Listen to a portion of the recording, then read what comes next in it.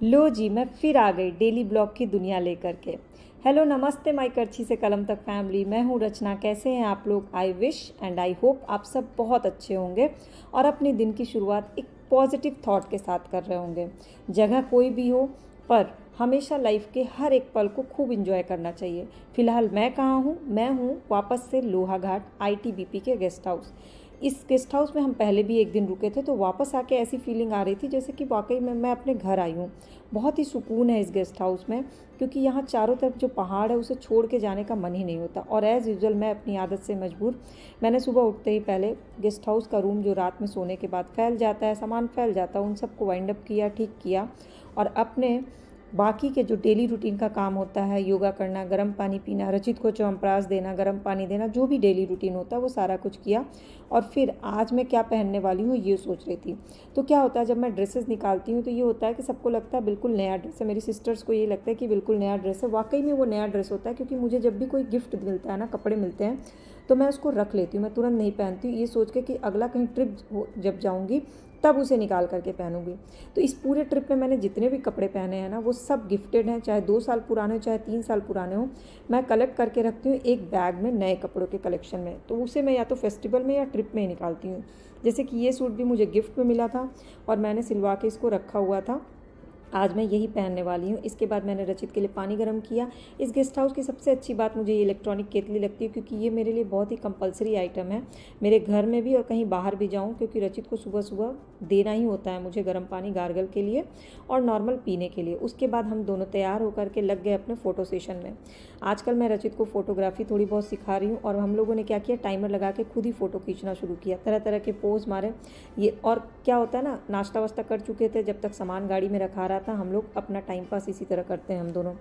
Actually मैं ये बोलूँ कि हम दोनों एकदम बेस्ट फ्रेंड जो होते हैं ना, बेस्ट फ्रेंड जिनमें आपस में लड़ाई भी बहुत होती है। तो मेरी और रचित में आपस में लड़ाई भी बहुत होती है, लेकिन फिर हम लोग बहुत जल्दी दोस्त भी बन जाते हैं। और ये सारी फ़ोटो रचित ने क्लिक की है, तो इससे उसका कॉन्फिडेंस भी बढ़ता है कि हाँ, वो एक नई चीज़ सीख रहा है। और क्या होता है, बड़े लोग कई बार अपने मोबाइल में इंगेज हो जाते हैं किसी ना किसी वजह से, चाहे ऑफिशियल वर्क हो, प्रोफेशनल, या घर में किसी से बात। बच्चे अकेले पड़ जाते हैं, बोर हो जाते हैं, ऐसे में अगर वो मोबाइल मांगते हैं तो हमें देना पड़ता है। तो इसलिए मैं क्या करती हूँ, मोबाइल इसलिए भी देती हूँ ताकि वो छोटी छोटी कई चीज़ें सीख जाएँ।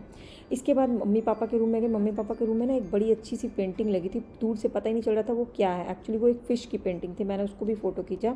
और ये बालकनी से जो व्यू था, सच बोलूँ आज वापस जाने की बिल्कुल इच्छा नहीं थी, पर आज हमारी ट्रिप का है लास्ट डे, तो वापस तो लौटना ही था। इस पूरे गेस्ट हाउस का एक एक कोना ऐसा अपना सा फील हो रहा था ना, यही कहते हैं ना, जहाँ रहने लगो वही अपना घर सा लगने लगता है। और हम लेडीज़ के खास साथ तो ये खासकर ये बात होती है, इतना स्पेशियस, इतना फूल से भरा हुआ।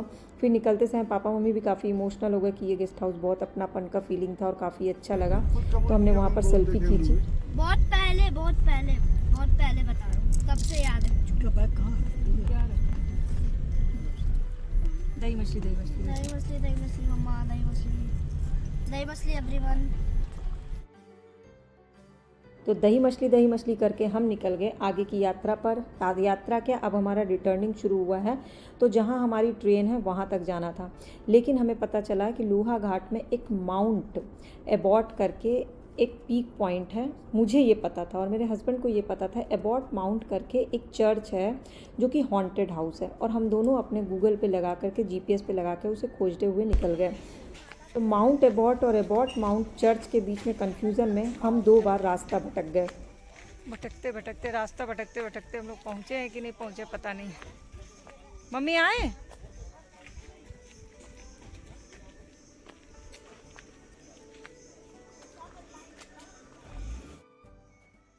तो ऊपर हम नहीं गए, मैं मम्मी पापा नीचे ही रुक गए, और मेरे हस्बैंड और रचित गए ऊपर सर्च करने कि वो चर्च और वो हॉन्टेड हाउस कहाँ है जहाँ पे भूतों से बात हो सकती है। रचित बहुत एक्साइटेड था भूतों से बात करने के लिए, बहुत सारी स्टोरीज उसने सुन रखी थी, बट वो काफ़ी दूर था, 2-2.5 किलोमीटर था। तो सब लोग, ये लोग रिटर्न हुआ है और फाइनली हम लोग माउंट एबॉट नहीं जा पाए।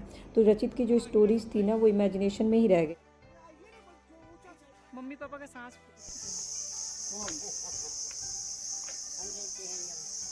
आप कहाँ से हैं? हमें गांव के ही तो हैं। इसी गांव के? भूत कोई रहता है? हैं? भूत कोई रहता है? भूत नहीं रहते हैं यहाँ। भूत नहीं है बाबू, तो भूत नहीं है, उधर है भूत। अच्छा। चलिए ना गाड़ी लेकर। नहीं बेटा, ऊपर गाड़ी नहीं जाएगी। रचित ने उस बूढ़ी आंटी से खूब सारी बातें की, भूतों के बारे में जाना, तो उन्होंने बोला यहाँ कोई भूत इस जगह नहीं रहता, ऊपर माउंट एबॉट में रहता। उन्होंने भी यही सेम बात बोली। तो रचित का जो जिज्ञासा है ना वो और ज़्यादा बढ़ गई। खैर फिर हम निकल गए, क्योंकि हम समझ चुके थे कि हम रास्ता भटक जाएंगे, और अगर पहाड़ों में GPS काम नहीं किया तो पक्का भटक जाएंगे। फिर वहाँ के लोकल मार्केट में सोचा कुछ लोहा घाट का स्पेशल कुछ मिल जाए जो सबके लिए ले जा सके मेमोरीज़ के तौर पर। तो ऐसा कुछ था नहीं। लोकल मार्केट बिल्कुल जो हमारे स्टेट का, हमारे डिस्ट्रिक्ट का मार्केट है ना, बिल्कुल वैसा ही है। लोहा घाट का स्पेशल कुछ भी नहीं था। तो बस गाड़ी स्लो की थी, शायद कुछ ऐसा दिख जाए, पर कुछ भी ऐसा नहीं दिखा। सिर्फ पूरे मार्केट में आम और वहाँ का एक लोकल फ्रूट्स भरा हुआ था।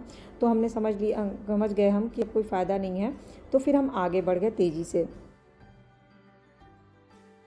और आज हमारी जर्नी लगता है सिर्फ जर्नी में ही बीतेगी। हम सोचे थे रास्ते में कहाँ उतरेंगे, कहीं तो घूमेंगे कुछ, या सीधे हम रिटर्निंग स्टेशन पे ही पहुँचेंगे इतनी लंबी जर्नी में, और फिर हम कैसे टाइम पास करेंगे, यही सब सोच रहे थे। और रचित का अपना जुगाड़ जो चलता है ना, कई चीज़ों को कलेक्ट करना, वो सारी चीज़ें, बातें, कथा, कहानी।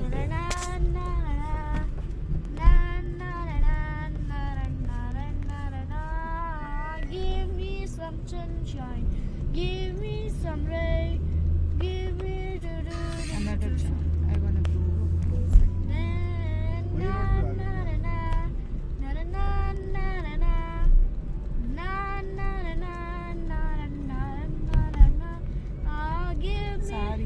सारी उम्र हम मर मर के जी लिए, एक पल तो हमको जीने दो, जीने दो। ना ना ना ना ना ना ना ना ना ना ना ना ना ना। Give me some sunshine, give me some rain, give me another chance to I wanna grow up once again। अपनी भी गई एक पल तो अब हमें जीने दो, जीने दो। एक और गाना जो हम लोग साथ में गाते थे। वो नहीं याद है। ये तुम मेरे साथ गाए हो। नहीं याद है, अगर तुम गाओगे तभी। Ready? हाँ। तेरी मेरी बात तेरे बिना मैं ना रहूं, चलिए हेलो। चलिए। नहीं, मैंने बोल दिया। क्या ख से खरगोश, खरगोश। श से बोलना है। फ से बोलो। ठीक है। फ से फल। पहाड़ मिल रहा, पहाड़ देख लिया जाए। ठीक है, चलो। बोलो फ से। हाथ देख लिया फल। जाए, उतरते ही फल। गर्मी भी देखिएगा। लट्टू। लट्टू वट्टू बहुत कॉमन है। क्या है? कॉमन है तो क्या है? लहर, लहर। र से रास्ता। त से तरबूज, जैसे जेल। जेल इंग्लिश वर्ड है बेटा, हिंदी में कारागार बोलते हैं। अच्छा, जेल। अरे इंग्लिश में प्रिजन बोलते हैं। जहाज बोली नानी। इंग्लिश में प्रिजन बोलते हैं। Jail. JAIL, jail English word है। ठीक है, फिर जहाज। ज से जज्बात, त से तिरंगा। ग से गमला, ल से लट्टू बोल चुका। ललकार। फिर फाइनली हम लोग स्टेशन पे पहुंच गए, और बाकी लोग रेस्ट करने लगे, और मैं और मम्मी अपनी औरत जात वाली जो वो होती है ना, नेचर, उससे मजबूर हम लोग निकल गए यहाँ के इस स्टेशन के लोकल मार्केट, टनकपुर के लोकल मार्केट में, कि शायद कुछ चीज़ें मिल जाएं। हिम्मत नहीं हारी हमने, और फाइनली एक कॉस्मेटिक जो नॉर्मल दुकान होती है वहाँ पे पहुँचे, और फैमिली के जितने मेंबर्स हैं ना, सबके लिए छोटी छोटी मेमोरीज़ के तौर पे कुछ ले जाने के लिए सर्च करने लगे सामान की, शायद कुछ मिल जाए। और मेरी सबसे बड़ी कमज़ोरी होती है ईयरिंग्स। तो मुझे लगता है मेरी जो सिस्टर्स हैं, कज़न सिस्टर्स हैं जितनी, उन सब के लिए ईयरिंग्स ही सबसे बेस्ट आइटम होता है, क्योंकि ये ऐसा होता है ना कि कभी ना कभी यूज़ हो ही जाता है, और सबकी पसंद अगर पता हो ना तो लेना भी बहुत आसान हो जाता है। तो हम फाइनली उस दुकान पे पहुँचे। बच्चों के लिए हेयर बैंड लिया, बड़ों के लिए ईयरिंग्स लिया, बुज़ुर्गों के लिए मतलब जो बड़े हैं घर के उनके लिए, लेडीज़ के लिए पर्स लिया। लेकिन पता है एक सबसे बड़ी प्रॉब्लम क्या होती है, जेंट्स के लिए कुछ ख़रीदने में समझ ही नहीं आता है लेना क्या। मेरे ख्याल से ये प्रॉब्लम आप लोग को भी होती है, क्योंकि अगर जेंट्स का बर्थडे है या फादर्स डे या कुछ भी पड़ता है, उनके लिए क्या गिफ्ट लें, बहुत ही कंफ्यूजिंग मैटर होता है, मतलब क्या लिया जाए समझ ही नहीं आता है। और लेडीज़ के लिए इतने सारे ऑप्शंस होते हैं कि सोचना नहीं पड़ता। अगर आप किसी फैमिली मेम्बर में ना फीमेल सेक्शन में जाइए तो आपको सबके बारे में पता होगा कि इनको क्या पसंद है, ईयरिंग्स पसंद है या तरह तरह के पर्स रखना पसंद है, इतने ऑप्शंस हैं। पर वहीं जेंट्स का सोचने लगी तो आपको समझ ही नहीं आएगा कि जेंट्स को देना क्या है। फिर मैंने अपनी दादी के लिए भी लिया एक सामान। मेरी दादी के पास ना दवाइयाँ बहुत सारी हैं, दवाइयों का कलेक्शन है। ऑब्वियसली इस एज में 93-94 एज में तो कलेक्शन तो होगा ही। तो अचानक से मुझे याद आया कि चलो दादी के लिए ऐसा कुछ लेते हैं जिसमें एक तरफ वो होम्योपैथिक एक तरफ एलोपैथिक दवा सेक्शन वाइज रख सकें। और इत्तेफाक से उस शॉप पे मुझे मिल भी गया। और फिर मेरी नज़र पड़ गई ईयरिंग्स पे। बाय गॉड इतने टाइप के ईयरिंग्स थे और अच्छे थे, मतलब रेंज भी सही था इनका। ऑनलाइन मंगाओ चाहे यहाँ से लो, कम से कम सामने देख के तो मिल जाता है। वैसे मैं ज़्यादातर ऑनलाइन शॉपिंग करती हूँ, बट अभी यहाँ से जा रहे हैं तो यहाँ की मेमोरी के तौर पे यहीं से ख़रीदना मुझे वाजिब लगा। मम्मी ने भी लिया, मैंने भी लिया। मैंने थोड़ा स्टाइलिश लिया क्योंकि मैं अपनी कज़न सिस्टर्स के लिए ले रही हूँ तो उन लोगों को ऐसे थोड़े स्टाइलिश चीज़ें पसंद होती हैं। और ये वाला तो मैं भी बहुत पहनती हूँ, मेरे पास पहले 2 था तो मुझे भी ये बहुत पसंद आता है। मुझे आप ये बताइए कि क्या आपकी भी कमज़ोरी है शॉपिंग? मेरी कमज़ोरी नहीं है शॉपिंग, मुझे लोकल मार्केट बहुत पसंद है। मॉल की जगह मुझे लोकल मार्केट बहुत पसंद आता है। मुझे ये बहुत पसंद आया मोबाइल रखने के लिए। जैसे मैं रचित को सुबह स्कूल छोड़ने जाती हूँ तो मोबाइल ले लूँ और साथ ही साथ अगर ऑटो से जा रहे हैं तो कुछ कैश रख लो, तो ये अच्छी चीज़ है, इसलिए मैंने इसको भी ले लिया। और छोटी छोटी चीज़ें प्यारी प्यारी बहुत अच्छे से कलेक्ट करके हमने ऑलमोस्ट अपने मन भर की शॉपिंग कर ली। और जब लौट के आए तो फिर वापस से निकल गए आगे की तरफ, क्योंकि हमें जाना था नेक्स्ट स्टेशन जहाँ से हमारी ट्रेन है और वहाँ पर हमारा रात में हमें रुकना और अगले दिन हमारी सुबह ट्रेन है। रोड जर्नी करना काफ़ी टफ होता है अगर हम लगातार रोड जर्नी करते हैं, इसलिए हम लोग क्या करते हैं रोड जर्नी को इंस्टॉलमेंट में करते हैं, 2 घंटे ब्रेक ले करके।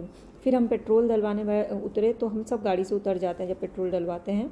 और रचित का क्या है ना, हाइपर एक्टिव है, तो हाइपर एक्टिव बच्चे ज़्यादा देर बैठ नहीं सकते, उनके पैर में ना और ये खेलता रहता है 2-3 घंटे शाम को रोज़ खेलता है, तो इसको पैर लगता है कि बिना दौड़े अजीब सा हो गया। तो जहाँ मौका मिलता है इसको दौड़ना चलना कंपलसरी होता है। तो ये अपनी सुविधा के हिसाब से चलना घूमना कर लेता है ताकि इसका पैर एकदम एक्टिव मोड में रहे। मतलब हाइपर एक्टिव बच्चों की ये प्रॉब्लम होती है। फिर इसके बाद हम पहुंच गए अपने स्टेशन जहाँ से हमारी ट्रेन है, और स्टेशन पे मुझे दिख गई कुल्हड़ वाली चाय। तो मम्मी पापा को मैंने बोला चलो कुल्हड़ वाली चाय पी के आते हैं। अदरक वाली चाय बोली, पर उसने बोला अदरक इतना महंगा है कि हम लोग अदरक वाली चाय बनाना छोड़ दिए, तो आपको इलायची वाली चाय पिलाते हैं। खैर कुल्हड़ में जैसी भी चाय मिले वो टेस्टी लगती, मेरा तो बहुत पसंदीदा है कुल्हड़ वाली चाय। और साथ में मिला नमकीन, तो हमने कुल्हड़ वाली चाय पी। और रचित चाय पीता नहीं है तो रचित के लिए मैं लेकर के आई आइसक्रीम, क्योंकि पहाड़ों से जब हम वापस पहुँचे तो फिर हमें लग रही है गर्मी। तो आपको आज की ब्लॉग में सबसे अच्छा क्या लगा ज़रूर बताइएगा, और मैंने जो सवाल पूछे उसका जवाब नीचे कमेंट सेक्शन में या मैसेज करके मुझे ज़रूर दीजिएगा।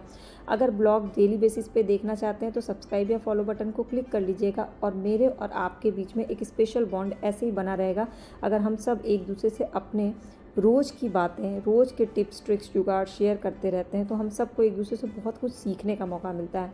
और लाइफ में ना सीखने की कोई एज नहीं होती है, आप जब तक चाहोगे आप कुछ ना कुछ सीखते ही रहोगे।